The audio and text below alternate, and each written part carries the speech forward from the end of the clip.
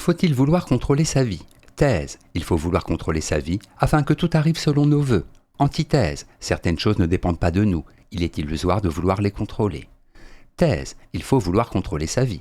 En effet, l'homme est doué d'une volonté qui lui permet de choisir son destin et de contrôler ce qui lui arrive.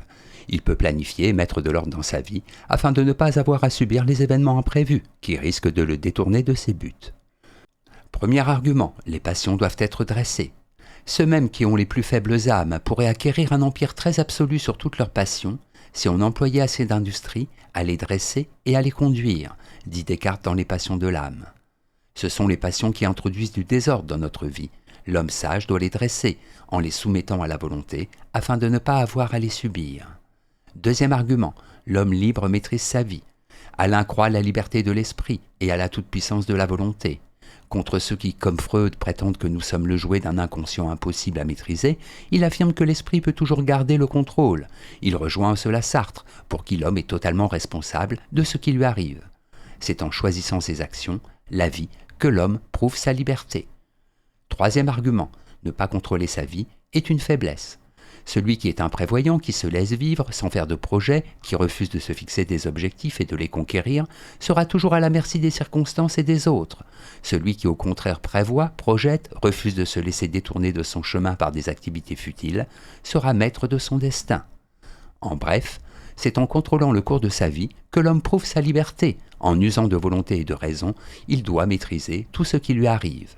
Antithèse, il ne faut pas vouloir contrôler sa vie. En effet, il est illusoire de vouloir contrôler sa vie, car beaucoup de choses qui nous arrivent ne dépendent pas de nous. Celui qui veut trop se maîtriser aura de la peine à s'adapter. Il est bon de rester ouvert aux rencontres et aux circonstances imprévues.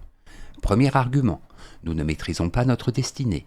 Nous sommes agités de bien des façons par les causes extérieures, et pareil au flot de la mer, agités par les vents contraires, nous flottons inconsciemment de notre destin, dit Spinoza. Il est inutile de vouloir contrôler sa vie, puisque celle-ci nous échappe. La vraie sagesse consiste plutôt à comprendre l'enchaînement des événements et à l'accepter comme étant dans l'ordre des choses.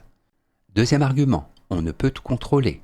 Pour les stoïciens, il est des choses dans la vie qui ne dépendent pas de nous, devenir célèbre ou en bonne santé par exemple. Il est illusoire dès lors de vouloir tout contrôler.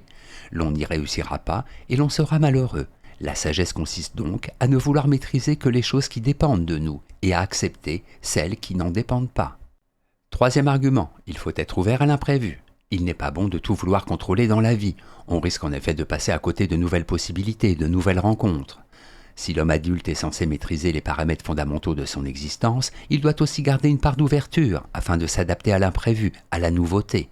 L'imprévu fait la richesse de la vie. En bref, de nombreuses choses dans la vie nous échappent. Il est inutile de tout vouloir contrôler. Un esprit créatif doit rester ouvert à l'imprévu. Synthèse. La personne qui ne contrôle pas sa vie risque de subir passivement les événements et s'expose ainsi au malheur.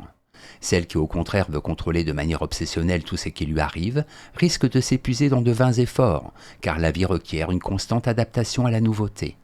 La juste attitude semble donc d'être de contrôler les données fondamentales de son existence, tout en restant ouvert à l'imprévu et au hasard, quitte à accepter parfois de remettre en cause ses buts existentiels.